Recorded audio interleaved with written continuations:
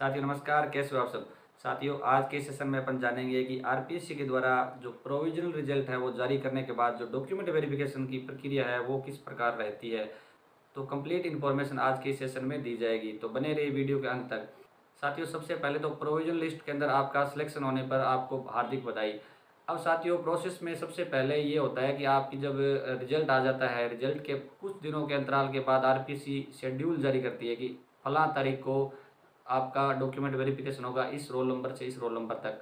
तो आपको क्या करना है, आरपीएससी की साइट है उससे अपडेटेड रहना है, उसमें आपको कनेक्ट रहना है। आरपीएससी की साइट को सिलेक्शन होने के बाद चेक करते रहना है।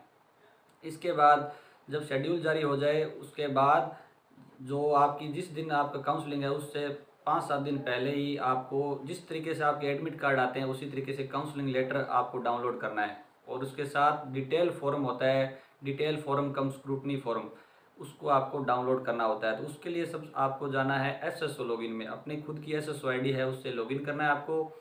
लॉगिन करने के बाद आपको जो रिक्रूटमेंट पोर्टल है उस पर जाना है। रिक्रूटमेंट पोर्टल पर जाने के बाद साथियों आपको जो माई रिक्रूटमेंट्स है वहाँ पर जाओगे, तब जिस भर्ती के अंदर आपका जो प्रोविजनल सिलेक्शन हुआ है उस भर्ती को आपको सिलेक्ट करना है। उस वैकेंसी को सिलेक्ट करने के बाद वहाँ पर आपके एडमिट कार्ड, आपका जो आपने जो आवेदन किया है एप्लीकेशन फॉर्म है वो भी दिखेगा। उसके बगल के अंदर ही आपको दिखेगा कि आपको डाउनलोड करना होगा स्क्रूटनी फॉर्म और काउंसलिंग लेटर। जो काउंसलिंग लेटर है वो वहाँ से डाउनलोड करोगे तो उसके साथ ही आपको डिटेल फॉर्म है वो भी डाउनलोड हो जाएगा। अब साथियों डिटेल फॉर्म है ना, उसकी आपको 3 प्रतियाँ ले लेनी है। डिटेल फॉर्म साथियों जो अपना पूरा डिटेल उसके अंदर भरनी है। आरपीएससी के लिए साथियों जो अपने प्रिंट है वो 2 ही लगेंगे, लेकिन हम जो पहली बार कैंडिडेट कोई भर रहा होता है तो गलतियां हो जाती है, तो इसलिए एक एक्स्ट्रा ले लीजिए ताकि कोई कोई पेज में मिस्टेक हो जाए, कटिंग हो जाए तो कटिंग नहीं करना साथियों, उसको क्लीन बढ़िया भरना है। उसको आप ब्लू पेन से भरोगे। और साथियों डिटेल फॉर्म है उसको आपको हिंदी में भरना है। हिंदी के अलावा 1-2 जगह पर ही सिर्फ आपको इंग्लिश में भरना है, जहाँ पे आपका नाम की डिटेल है वो भी कैपिटल लेटर के अंदर वो भी लिखी होगी, उसके अंदर निर्देश दे रखे होंगे, तो आप उसको फॉलो करोगे। और एक साथियों डिटेल जो फॉर्म है उसके लास्ट 3 पेज है वो है अटेस्टेशन फॉर्म। अटेस्टेशन फॉर्म है ना साथियों, उसको भी आपको कैपिटल लेटर में इंग्लिश में भरना है, वो आपको इंग्लिश में भरना चाहिए। और उसी के नीचे लास्ट के अंदर आपको एक गेजेटेड ऑफिसर है उसके साइन करवाने हैं। आप अपने गांव के शहर के जो सरकारी स्कूल के प्रिंसिपल है, लेक्चरर है, वहाँ से साइन करवा सकते हो, या अदर गेजेटेड ऑफिसर है उनसे साइन करवा सकते हो। और साथियों आपको गेजेटेड ऑफिसर के जब साइन करवाओ तो दोनों जो डिटेल फॉर्म है ना उसकी अटेस्टेशन लास्ट के अंदर जो अटेस्टेशन फॉर्म है दोनों पे करवाओगे आप, ऐसे नहीं भी आप एक पे करवा लो, क्योंकि आरपीएससी 2 कॉपी मांगती है उसकी। और अच्छा रहेगा कि आप तीनों पे करवा लो, क्योंकि किसी पे कोई मिस्टेक है तो आप तीनों पे साइन करवा लो। 3 कॉपी निकालो, उसको भरो अच्छी तरीके से, एक अपने पास रख लेना, कोई बात नहीं फ्यूचर में काम आएगा आपके। तो आप 3 कॉपी तैयार कर लेना, वहाँ पे आरपीएससी में सिर्फ 2 ही कॉपी मांगेंगे। इसके साथ ही साथियों मैंने पूर्व में जो बताया आपको काउंसलिंग लेटर जो एडमिट कार्ड की तरह होता है काउंसलिंग के लिए, तो वो आपके पास होना चाहिए 1 पेज, और 3 पेज के अंदर डिटेल फॉर्म होना चाहिए। डिटेल फॉर्म पर प्रत्येक डिटेल फॉर्म है उस पर एक तो शुरुआत के अंदर और एक अटेस्टेशन फॉर्म जो है, इन पे आपकी फ़ोटो लगेगी पासपोर्ट साइज। तो 3 मान लीजिए आपके पास ये डिटेल फॉर्म है तो 6 फोटो लगी, तो 6 फोटो आपके पास होने चाहिए। एक बात अवश्य ध्यान रखें कि आपने जो अपने एडमिट कार्ड के अंदर और जो एप्लीकेशन फॉर्म के अंदर जो स्टार्टिंग के अंदर आपने साइन किए थे वही साइन आपको डिटेल फॉर्म पर करने हैं, ये बात अवश्य आप ध्यान रखें। और एक आपको सावधानी से अपनी सही डिटेल भरनी है, जो आपके डॉक्यूमेंट के अंदर दे रखी है वही डिटेल आपको भरनी है। अब साथियों अपन बात करते हुए डॉक्यूमेंट है वो क्या क्या लगेंगे। तो सबसे पहले आपको मैं बता दूं कि जो भी आपको ओरिजिनल डॉक्यूमेंट है ना उसकी एक प्रति आपको फोटोस्टेट लेकर जानी है। यानी जो भी मैं डॉक्यूमेंट बता रहा हूँ ना, ओरिजिनल डॉक्यूमेंट की एक फ़ाइल अलग रख लीजिए आप, और क्रम से रख लीजिए 10वीं की मार्कशीट से लेकर। तो ओरिजिनल जो मार्कशीट है वो आप एक सेट अलग रखो, और एक सेट क्या करो, उन सभी ओरिजिनल मार्कशीट्स का जो भी मैं डॉक्यूमेंट बताऊँ ना उन सभी का आपको एक प्रतिलिपि, एक जेरॉक्स कॉपी रखनी है, और वो भी सेल्फ अटेस्टेड, खुद की सेल्फ अटेस्टेड कर सकते हो आप।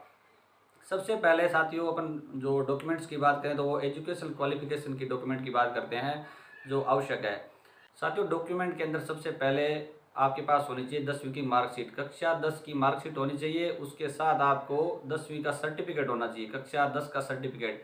अब आजकल की मार्कशीट है साथियों उसके अंदर तो कक्षा 10 की मार्कशीट के अंदर ही लिखा होता है कि ये अपने प्रमाण पत्र सहित अगर वो मार्कशीट के ऊपर ऐसा लिखा है तो आपको सिर्फ मार्कशीट ही लेकर जानी है, या आपके पास पहले पुरानी 10वीं कर रखी है तो उसके साथ आपको कक्षा 10 का सर्टिफिकेट अवश्य ही होना चाहिए आपके पास, और दोनों की फोटोस्टेट होनी चाहिए।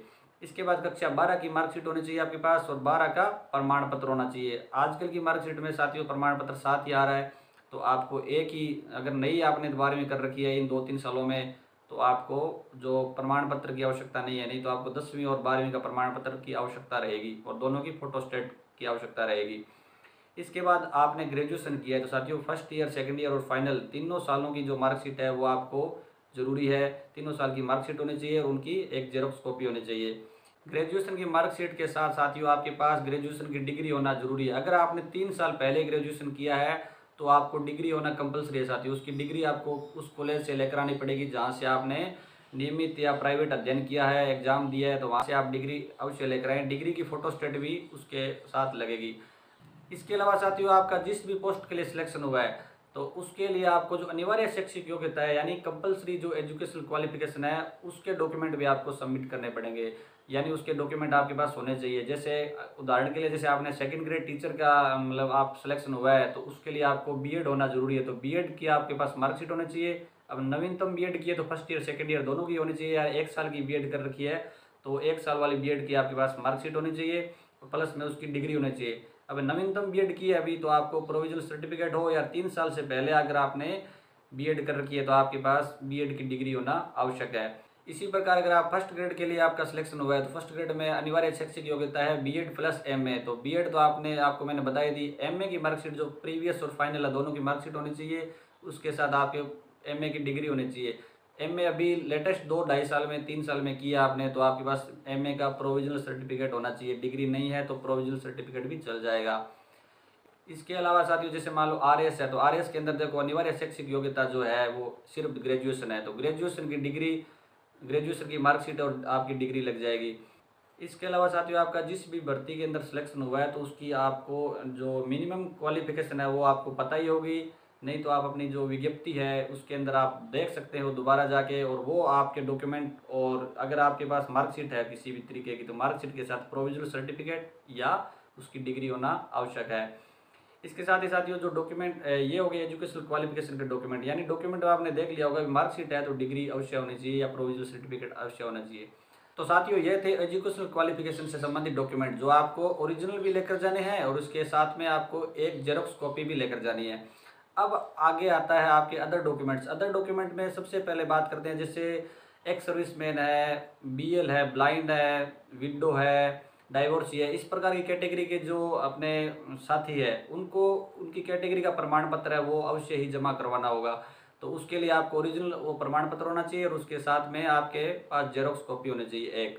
नेक्स्ट डॉक्यूमेंट की बात करें साथियों तो आपके पास होना चाहिए कास्ट सर्टिफिकेट। अगर आप ईडब्ल्यूएस, ओबीसी, एससी, एसटी से बिलोंग करते हैं तो आपके पास कास्ट सर्टिफिकेट होना जरूरी है अगर आप उसका बेनिफिट लेना चाहते हो तो। और कास्ट सर्टिफिकेट में आप देख लीजिए भी 1 साल से ज़्यादा पुराना नहीं होना चाहिए। अगर 1 साल से पुराना है आपके पास तो आपको तुरंत जो है प्रोविजनल रिजल्ट आते ही आपको अप्लाई कर देना चाहिए। और अगर जल्दी आपकी काउंसलिंग हो रही है डॉक्यूमेंट वेरिफिकेशन की तो आपको पुराना ही सर्टिफिकेट है वो लेकर जाना है एक बार, और वहाँ पे आरपीएससी आपको क्या है 10-15 दिनों का टाइम दे देगी, एक आपको नोटिस दे देगी, तब तक आपका जो नवीनतम प्रमाण पत्र है वो आ जाएगा। तो उसमें घबराने की कोई ज़्यादा आवश्यकता नहीं है। उसको आप स्पीड पोस्ट से भेज सकते हो। स्पीड पोस्ट से आप ओरिजिनल प्लस में एक फोटोस्टेट भेज सकते हो। आरपीएससी क्या करेगी आपको ओरिजिनल है वो चेक करने के बाद वापस लौटा देगी अपने पते पर। एक साधारण सी आप एप्लीकेशन साथ में लिख सकते हो कि मुझे वापस लौटाया जाए, तो वापस प्रमाण पत्र आपका घर पे आ जाएगा साथियों। इसके बाद नेक्स्ट जो डॉक्यूमेंट आ जाती है वो है आपका डोमिसाइल सर्टिफिकेट, मूल निवास प्रमाण पत्र। मूल निवास प्रमाण पत्र साथियों डिजिटल साइन वाला होना चाहिए, यानी आजकल जो डिजिटल बन रहे हैं वो होना चाहिए। ऐसा नहीं है बहुत साल पुराना हो तो वो नहीं चलेगा, आपको डिजिटल बनवाना है और उसकी एक जेरोक्स कॉपी भी साथ में लेकर जानी है। इसके बाद जो साथियों नेक्स्ट जो डॉक्यूमेंट है वो है करेक्टर सर्टिफिकेट। करेक्टर सर्टिफिकेट आपको साथियों उस कॉलेज या इंस्टीट्यूट का आपको लेके आना है जहाँ पर आपने अंतिम अध्ययन किया है, यानी रेगुलर जो एडमिशन आपने जहाँ पे आपकी जो डिग्री है वो डिग्री आपने रेगुलर जहाँ से की है लास्ट के अंदर, इन सभी डिग्रियाँ जो आपने लगाई है उसमें सबसे लास्ट के अंदर जिस कॉलेज में आपने रेगुलर पढ़े हो ना उस रेगुलर कॉलेज से आपको ये करेक्टर सर्टिफिकेट लेकर आना है। अब साथियों करेक्टर सर्टिफिकेट का बता दूं कि जैसे आप आगे भी तैयारी करना चाहो तो रोज़ रोज़ जब अपने करेक्टर सर्टिफिकेट लेने जाए ना कॉलेज में, क्या काफ़ी साल हो जाते हैं अपने को, 5 साल पहले का भी हो सकता है।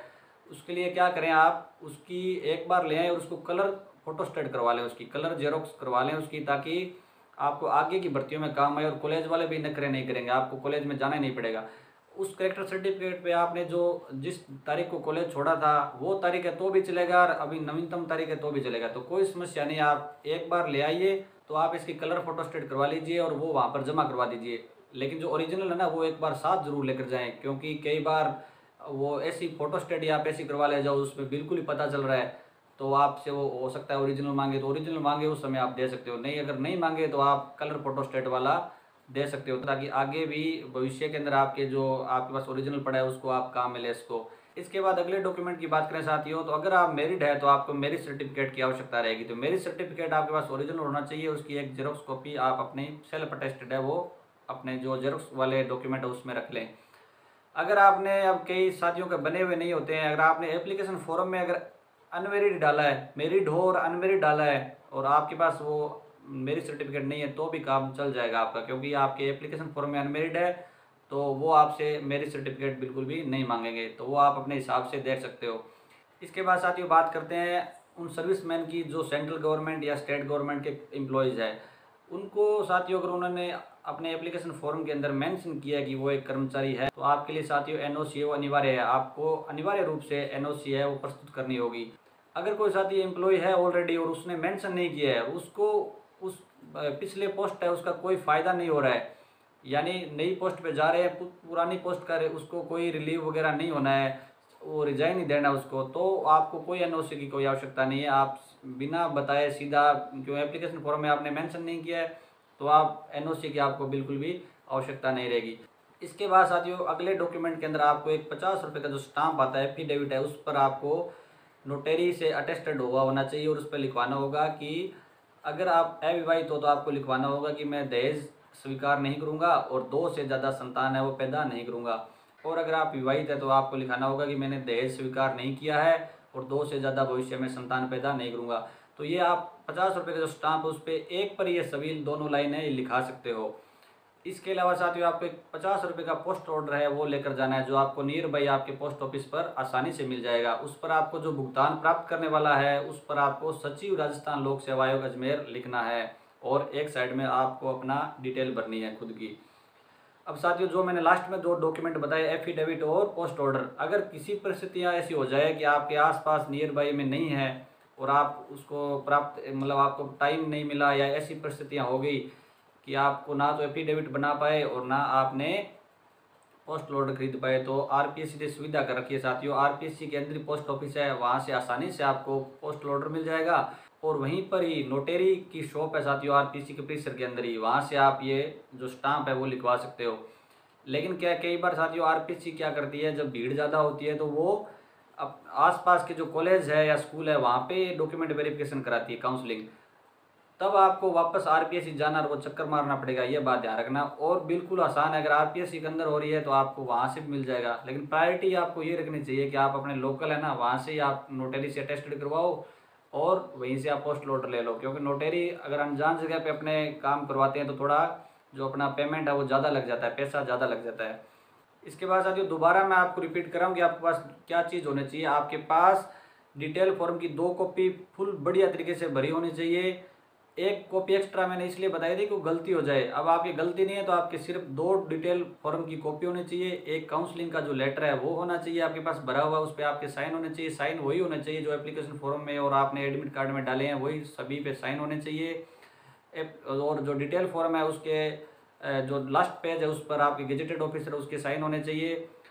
अब जो सारे डॉक्यूमेंट बताए हैं वो डॉक्यूमेंट आपके पास ओरिजिनल होने चाहिए, ओरिजिनल के साथ एक जेरोक्स कॉपी होनी चाहिए, उस पर आपको खुद को अटेस्टेड करने हैं। इसके अलावा आपके पास 4 फोटो है ना साथियों, वो एक्स्ट्रा लेकर जाना आप, क्योंकि कई बार क्या आपके पास कोई ना कोई मिस्टेक हो जाती है, किसी के नाम के अंदर मम्मी का नाम गलत है, पापा का नाम गलत है, कोई ना कोई ऐसी मिस्टेक हो रही है, तो आपको तुरंत वहाँ पे क्या एफिडेविट वगैरह बनवाना पड़ता है, तो फोटो वहाँ पे काम आ जाएगी। और जिन विद्या स्टूडेंट्स के मम्मी पापा के नेम में खुद के नेम के अंदर क्या है कोई मिस्टेक है, स्पेलिंग के अंदर मिस्टेक हो सकती है, डेट ऑफ बर्थ के अंदर हो सकती है, ग्रेजुएशन में कुछ है, 12वीं में कुछ है, तो आप क्या कीजिए जो प्रोविजनल रिजल्ट है ना उसको आते ही तुरंत आप अपना जो सुधार करवाने का जो प्रोसेस है वो स्टार्ट कर दीजिए, और वहाँ पे आपको फिर क्या है कि टाइम कम लगेगा, नहीं तो आरपीएससी आपको 10-15 दिन का टाइम देगी। अगर आपने वो सही नहीं करवाया उस दिन तो आपसे ले लेगी वो आपसे जिस दिन आपकी काउंसलिंग होगी ना उस दिन आपसे स्टाम्प पे लिखवा लेंगे कि आपको ये मैं इतने दिनों में मैं सबमिट करवा दूंगा, अन्यथा मेरी पात्रता है वो क्या रद्द कर दी जाए, मुझे कोई आपत्ति नहीं होगी, इस टाइप से वो लिखवा लेते हैं। तो इससे अच्छा है कि आप जो अपने सुधार करवाना है नाम के अंदर वो आप पहले प्रोसेस स्टार्ट कर दीजिए, वहाँ पे स्टाम्प तो आपको लगाना ही पड़ेगा, एफिडेविट है वो तो लगवाना ही पड़ेगा।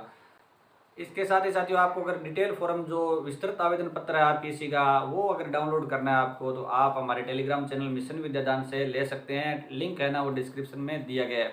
साथियों मैं कहना चाहूँगा आपको कि आपको बिल्कुल निडर व बेफिक्र होकर डॉक्यूमेंट वेरिफिकेशन करवाना है। जो आरपीएससी के जो डॉक्यूमेंट वेरिफिकेशन करने वाले होते हैं वो अधिकांश जो अजमेर के आसपास के स्कूलों के प्रिंसिपल लेक्चरर होते हैं, फुल सपोर्टिव होते हैं, वो आपको कोई समस्या नहीं आने देंगे। अगर आपके डॉक्यूमेंट बिल्कुल सही है तो आपके कोई समस्या नहीं आएगी, और अगर आपकी कोई गलती रह भी जाती है तो आपको भी फिक्र करने की आवश्यकता नहीं है। वो आपको 15-20 दिन का टाइम देंगे, तब तक आप क्या कीजिए, बस आलस आपको नहीं करना है। अगर आपने आलस कर लिया, उन्होंने दिया गया टाइम है उससे आपने उसको ज़्यादा टाइम लगा दिया, तो आरपीएससी क्या है आपकी पात्रता है वो रद्द कर सकती है, और रिजल्ट जो मेन रिजल्ट है उसमें आपका हो सकता है रोल नंबर ना आए। तो आशा करता हूँ साथियों मेरे द्वारा दी गई जानकारी आपको अच्छी लगी है तो वीडियो को आप बिल्कुल लाइक करें और चैनल को सब्सक्राइब अवश्य करें। और कोई आपकी समस्या है, अदर क्वेरी आपकी रह गई है तो आप कमेंट में डालें, मैं अवश्य उसका रिप्लाई करूँगा। और आपका जो मेन रिजल्ट है उसके अंदर भी सिलेक्शन हो, ये मेरी ईश्वर से प्रार्थना रहेगी। थैंक यू दोस्तों।